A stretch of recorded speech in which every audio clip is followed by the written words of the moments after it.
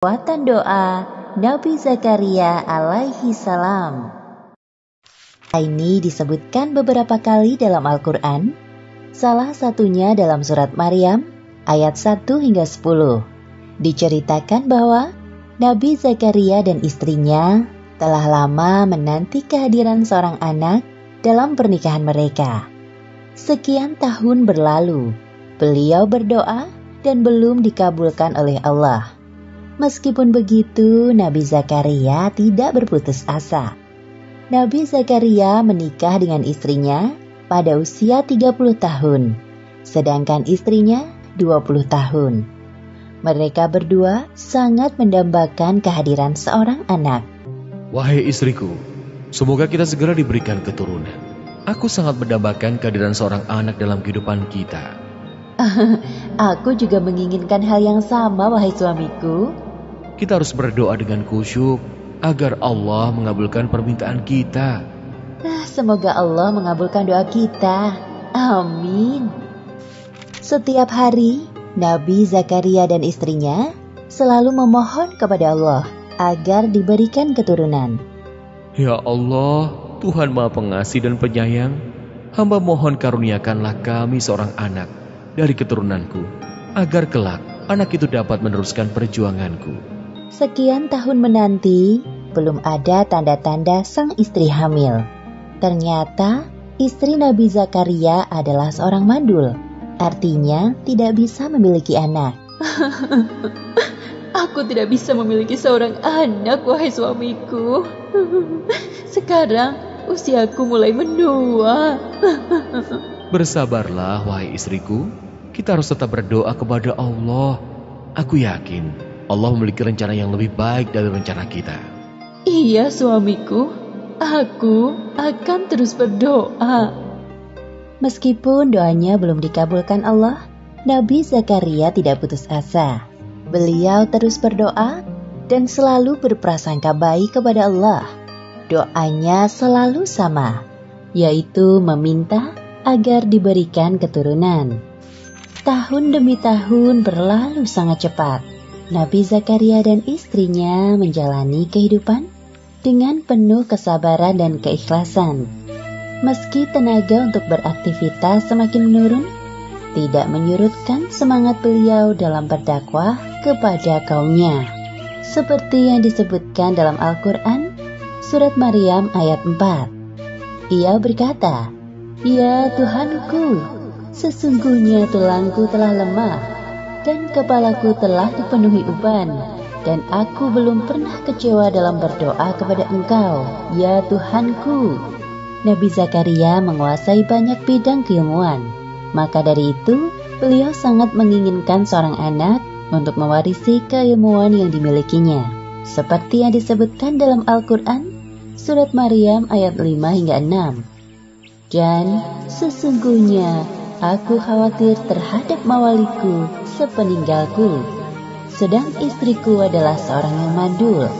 Maka anugerahilah aku dari sisi Engkau, seorang putra yang akan mewarisi aku.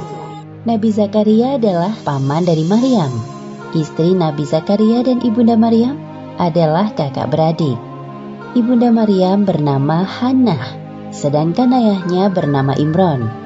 Kisah keluarga Imron dijadikan sebagai salah satu nama surat dalam Al-Quran, yaitu surat Ali Imron. Pada saat Maryam masih dalam kandungan, Imron dan Hannah telah bernazar kepada Allah untuk menyerahkan anaknya kelak menjadi orang yang taat kepadanya. Namun, sang ayah yaitu Imron meninggal saat Maryam masih berada dalam kandungan ibunya. Setelah Maryam lahir dan dapat mulai berpikir, Hannah menyerahkan Maryam kecil dalam pengasuhan Nabi Zakaria. Pada suatu hari, Nabi Zakaria menemui Maryam remaja sedang duduk di mihrabnya. Beliau memperhatikan ada banyak makanan di dekat Maryam. Karena penasaran, Nabi Zakaria bertanya kepada Maryam, "Wahai Maryam, dari mana kamu memperoleh makanan ini?" "Makanan itu dari sisi Allah. Sesungguhnya Allah memberi rezeki kepada siapa saja yang dikehendakinya tanpa hisab. Nabi Zakaria terkejut mendengar jawaban dari Maryam. Dari peristiwa itu, timbul semangat besar dalam diri Nabi Zakaria. Sesampainya di rumah, dalam mihrabnya, beliau beribadah sambil menangis dan berdoa dengan suara merendah. Ya Allah, berilah aku dari sisi Engkau seorang anak yang baik. Sesungguhnya Engkau Maha Pendengar doa. Belum sampai Nabi Zakaria menyelesaikan ibadahnya, Allah mengabulkan doanya lewat perantara malaikat Jibril. Sesungguhnya Allah menyuruhku untuk menyampaikan kepadamu sebuah kabar gembira. Apa itu, wahai Jibril? Atas kesabaranmu dalam berdoa, Allah mengabulkan permintaanmu dengan balasan berkali-kali lipat. Pertama, Allah akan memberikanmu keturunan seorang anak laki-laki. Kedua, Allah memberikan nama Yahya kepadanya, yang mana belum ada seorang pun yang memiliki nama serupa. Ketiga, kelak dia akan menjadi orang yang membenarkan kedatangan Isa alaihissalam. Keempat, dia seorang panutan. Kelima, dia tumbuh menjadi orang yang pandai menjaga diri dari zina.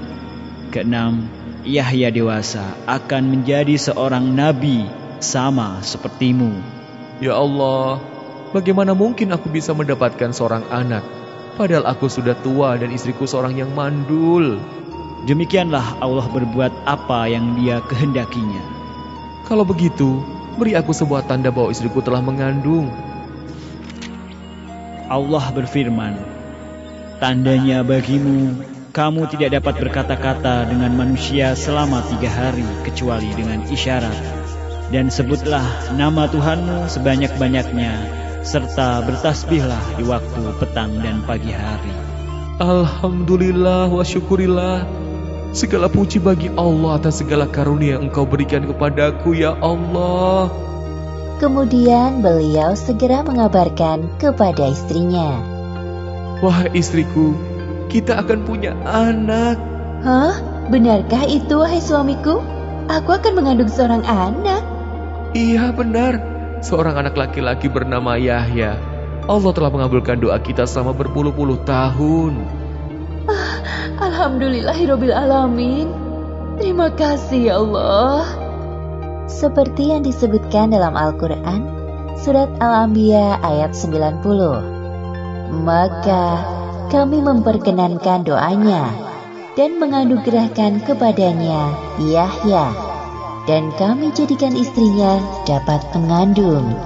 Sesungguhnya mereka adalah orang-orang yang selalu bersegera dalam mengerjakan perbuatan-perbuatan baik, dan mereka berdoa kepada kami dengan harap dan cemas, dan mereka adalah orang-orang yang khusyuk kepada kami. Demikianlah akhir kisah kekuatan doa Nabi Zakaria dalam meminta keturunan. Hikmah yang dapat kita ambil dari kisah ini: pertama, jangan pernah berputus asa dalam berdoa. Kedua, ketika kita meminta sesuatu kepada Allah, harus sabar dan konsisten. Pada saatnya, Allah akan mengabulkannya lebih dari yang kita harapkan. Ketiga, kisah Nabi Zakaria ini membuktikan kepada kita bahwa kekuasaan Allah tidak terbatas. Seperti kisah istri Nabi Zakaria yang mengandung seorang anak di usianya yang sudah tua. Suatu hal yang mustahil terjadi pada manusia biasa. Namun, saat Allah berkehendak hal itu terjadi, maka terjadilah. Wallahu a'lam bishawab.